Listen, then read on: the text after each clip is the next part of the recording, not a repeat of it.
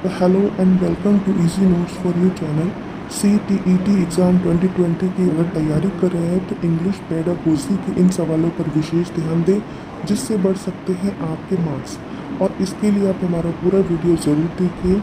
और अगर अब फ्रेंड्स अभी तक आपने हमारा चैनल सब्सक्राइब नहीं किया है तो इजी नोट्स फॉर यू को अभी सब्सक्राइब कर लीजिए, जिससे और आने वाली वीडियोस आपको अवेलेबल हो सके। तो जानते हैं CTET की परीक्षा 5 जुलाई को संभावित है। परीक्षा को लेकर CBSE की तरफ से अभी कोई ताज़ा जानकारी नहीं दी गई है। पहले उम्मीद जताई जा रही थी कि कोरोना वायरस और लॉकडाउन के कारण परीक्षा की डेट को बढ़ाया जा सकता है, लेकिन अब जब कुछ ही दिन शेष रह गए तो माना जा रहा है कि ये तारीख में CTET 2020 की परीक्षा आयोजित की जाएगी, यानी उसी तारीख को ही आयोजित करने की पूरी संभावना है। जानकारी के अनुसार CBSE CTET 2020 के लिए जून के तीसरे सप्ताह में एडमिट कार्ड जारी हो सकता है। फ्रेंड्स, तो ये पूरी जो है इस तरीके की जानकारी मिल रही है कि जो है एडमिट कार्ड जो है जून के तीसरे सप्ताह में यानी जून के लास्ट तक आपको अवेलेबल हो जाएंगे। तो टेट की परीक्षा जो 2 स्तरों पर होती है, पहला स्तर होता है प्राइमरी, जबकि दूसरा स्तर जूनियर लेवल का होता है। आपको बता दें कि टेट की परीक्षा 2 पाली में होती है। ये आपको डिटेल बताई जा रही है। पहली पाली 9:30 से शुरू होकर 12 बजे तक, दूसरी 2 बजे से लेकर 2:30 मिनट तक की होती है। CBSE की परीक्षा का 14वां संस्करण आयोजित किया जाएगा इस बार, और इसकी परीक्षा प्राथमिक स्तर उच्च स्तर 2 स्तरों में आयोजित कराई जाती है। ये पूरी डिटेल है इसकी। तो फ्रेंड्स, अब जब परीक्षा में बहुत कम समय बचा है तो ज़्यादा से ज़्यादा परीक्षार्थी इन दिनों प्रैक्टिस सेट लगाने में व्यस्त हैं, जिससे वे अपने सब्जेक्ट को ठीक प्रकार से तैयारी कर सकें और परीक्षा में सफलता पाकर एक अच्छे टीचर बन सकें। तो अगर आप भी तैयारी कर रहे हैं टेट की, तो ये वीडियो आपके लिए भी मोस्ट इम्पॉर्टेंट है। आज हम आपको इंग्लिश पेडागोजी के कुछ खास सवाल बता रहे हैं जो परीक्षा में पूछे जा सकते हैं। हम ये नहीं कह रहे हैं कि ये सवाल आएगा, लेकिन इससे काफ़ी मिलते जुलते सवाल आपसे पूछे जा सकते हैं, क्योंकि इसी तरीके के सवाल उसमें आते हैं। तो आइए कुछ इस तरीके के हम आपको जो है क्वेश्चंस दिखा देते हैं, उसी के अनुसार आप देख भी पाएंगे कि किस तरीके के क्वेश्चंस आते हैं। तो पहला क्वेश्चन है, the multilingual nature of the Indian classroom must be used as a resource so that. Option A B C D दिया गया है। तो आंसर क्या होगा friends? Answer, every child feel secure and accepted. Answer है C। इसी तरीके के क्वेश्चंस आएंगे मिलते जुलते इससे ही।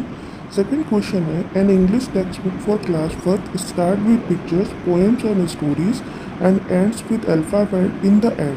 विच approach does this kind of arrangement reflect in language pedagogy?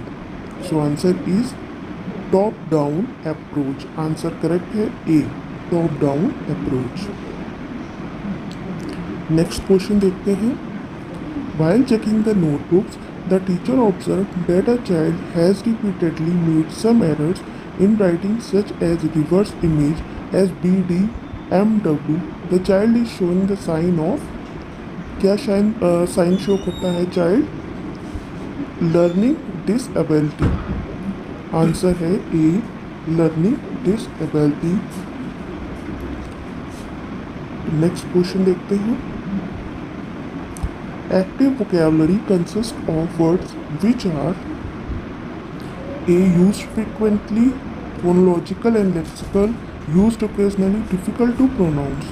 तो करेक्ट आंसर क्या है? Used frequently. Active vocabulary consist of words which are used frequently.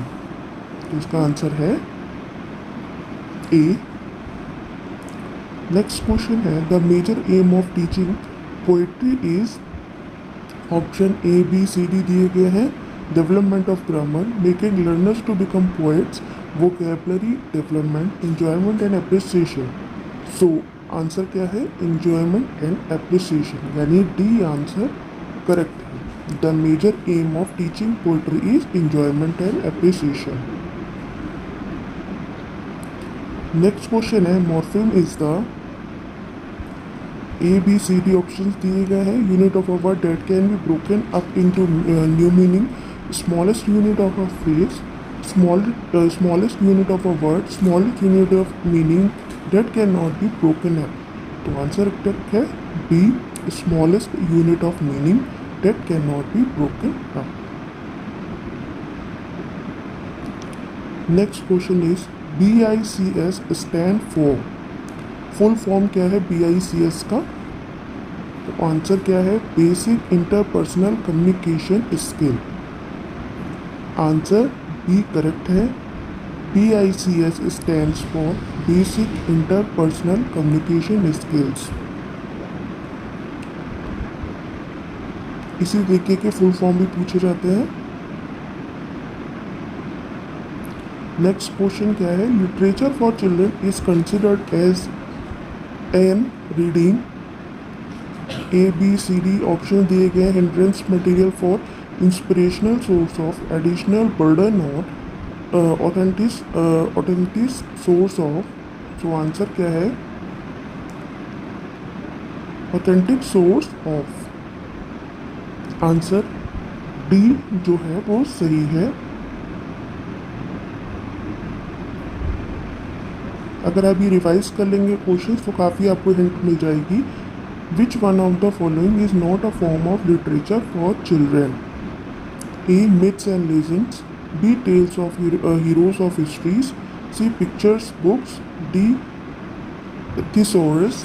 तो आंसर क्या है thesaurus. Which one of the following is not a form? ये ध्यान दीजिएगा जहाँ नॉट अ फॉर्म पूरा क्वेश्चन 2 बार जरूर पढ़िएगा जिससे आपको समझ में आए कि पूछा क्या जा रहा है।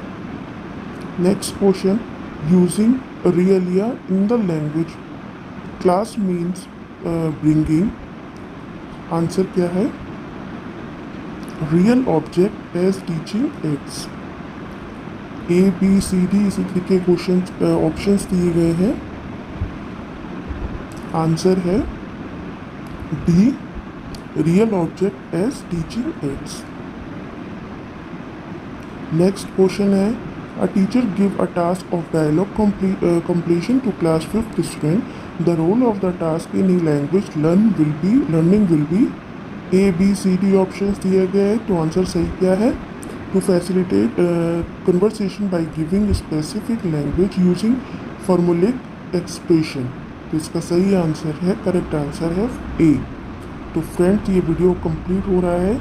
नेक्स्ट वीडियो में हम आपको जो नई गाइडलाइन आई है CTET की तरफ से तो वो हम आपको ज़रूर वीडियो में दिखाएंगे। और अभी तक अगर आपने सब्सक्राइब नहीं किया है तो प्लीज़ हमें सब्सक्राइब कर लीजिए और वीडियो को लाइक करना मत भूलिएगा। Thanks for watching.